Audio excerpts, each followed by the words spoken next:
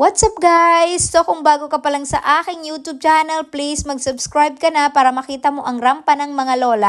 So ang nirarampa ng lola dito ay halo-halo na. Hindi naman siya mamahalin at lalong hindi kilalang mga brand, charot. Pero siyempre, depende naman sa nagsusuot yun kung babagay. So ito lang naman na, ito guys ay from Mango naman itong jeans ng lola. So ito guys ay from Extra Dibaris yung jeans natin at siyempre ang bag natin ay Guess at yung top natin ay from Sinyon. So ito naman guys ay from Extra Dibaris. Favorite ko to kasi napakaganda ng tela. Super cool siya isuot. Yung bag natin, yung sling bag natin ay from Extra Dibaris din.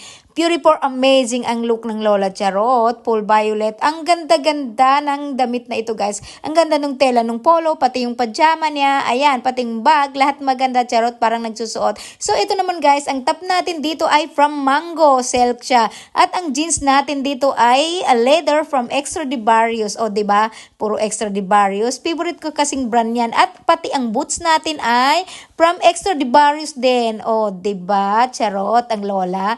Lumalaban sa rampahan. Siyempre, favorite ng Lola ay mag-passion-passing style. O, ayan. Ang ganda, no? O, diba? San ka pa? At ito rin, yung jacket natin na leather from Extra Dibaris. I really love it, guys. At ang pantalon ng Lola ay butas-butas. O, ayan ang Lola naggala. O, diba?